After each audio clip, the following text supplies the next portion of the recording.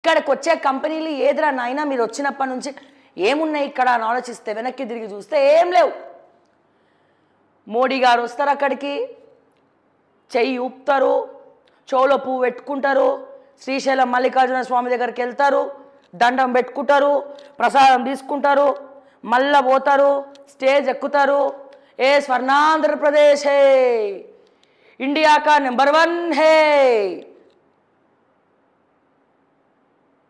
చంద్రబాబు నాయుడు తోపు హే, ఊపు హే, ఆంధ్రప్రదేశ్ కా షేర్ హే అంటారు. కథం.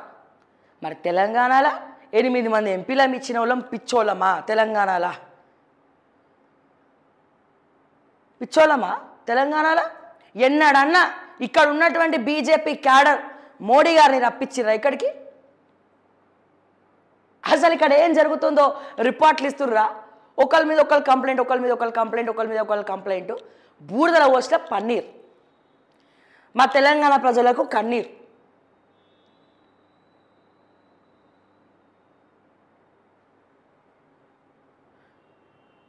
అక్కడేమో వరాల జల్లు, ఆంధ్రప్రదేశ్లోనేమో వరాల జల్లు, మా తెలంగాణలోనేమో కరువుల షిల్లు.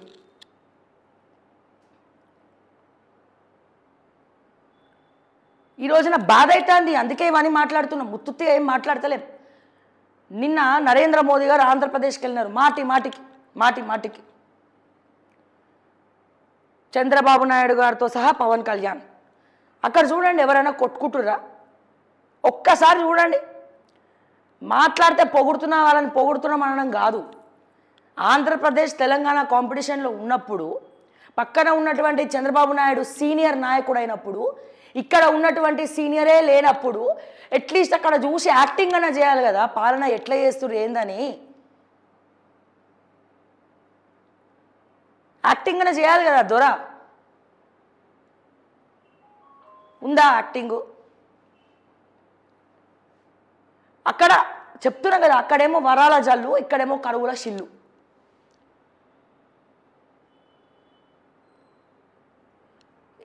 ఏం మాట్లాడాలి ఇంకా? ఏమని చెప్పాలా? ఏమని ఇచ్చేయాలా? ఇప్పటికి కూడా మా ఉద్యమకారులకు దిక్కు మొక్కు లేదు. ప్రతి ఒక్కడు వస్తాడు, మాటిస్తాడు. దిక్కు మొక్కు లేదు మా ఉద్యమకారులకు. ఆ రాయలసీమ గ్యాంగుని తీసుకొచ్చి ఈడబెట్టి కబ్జాలు చేపిస్తున్నారు గవర్నమెంట్ ల్యాండ్లు. అవసరమైతే కొన్ని కుక్కలను పెడుతున్నారు, పెద్ద పెద్ద కుక్కలు ఇంతగానం ఉంటాయి. అవి రౌడీలను పెడుతున్నారు, గూండాలను పెడుతున్నారు. తెలంగాణలో నువ్వు కబ్జా చేసే ల్యాండ్లు తీసుకపోయి మా ఉద్యమకారులకు ప్లాట్లు వంచిస్తే అదేమన్నా నీ సొమ్మ? నువ్వు కష్టపడి రియల్ ఎస్టేట్లో సంపాదించినటువంటి భూమా రేవంత్ అన్న? మా ఉద్యమకారుల జీవితాలను గాలికి వదిలేసింది బీఆర్ఎస్ పార్టీ, వాడుకొని వదిలేసింది. చేస్తారని వాళ్ళకి చేయలే. ఇదే ఉద్యమకారులను బూచిలాగా చూపించి ఓట్లు సంపాదించుకున్నారు. నిరుద్యోగులను ఎరవేసి వాళ్ళ చెమట మీద నువ్వు కుర్చీలు వేసుకొని కూర్చున్నావు. ఈ రోజున నిరుద్యోగులకు చేసింది ఏంది? నిరుద్యోగులకి నిజంగా చిత్తశుద్ధితో చదువుకున్న వాళ్ళు ఉన్నారు, గ్రూప్ 1లో ర్యాంకులు కొట్టిన వాళ్ళు ఉన్నారు. బట్ దానికి తోడు ఒక సెంటర్లో కీలకంగా మాయ జరిగింది. ఆ మాయ సీసీటీవీ ఫుటేజ్ బయట పెట్టమంటే మీ గవర్నమెంట్కి దమ్ము లేదు, బయట పెట్టే దమ్ము లేదు. ఏం జరుగుతుంది తెలంగాణలో? పక్కన టాపిక్ డివేట్ అయిపోయింది. పక్కన చంద్రబాబు నాయుడు గారు, డిప్యూటీ ముఖ్యమంత్రి పవన్ కళ్యాణ్ గారు ఎంత చూడముచ్చటుకుంటారో. వాళ్ళిద్దరు ఒక మ్యూచువల్ అండర్స్టాండింగ్తో ఉంటున్నారు. ఎక్కడ ఈగోస్ లేవు వాళ్ళ మధ్యలో, వాళ్ళ పదవుల మధ్యలో. ఆ మధ్య కాంట్రవర్సీస్ జరిగినాయి. పవన్ కళ్యాణ్ తీసేసి నారా లోకేష్కి డిప్యూటీ ముఖ్యమంత్రి పదవి ఇవ్వాలని చెప్పి. బట్ నారా లోకేష్ కూడా నాకేమి వద్దు అని చెప్పి మాట్లాడిండ్రు. ప్రస్తుతం ఏం అవసరం లేదు. వాళ్ళు ఒక అండర్స్టాండింగ్ తోటి అందరు కలిసి కట్టుగా చంద్రబాబు నాయుడు గారి డైరెక్షన్లో పనిచేస్తున్నారు. కానీ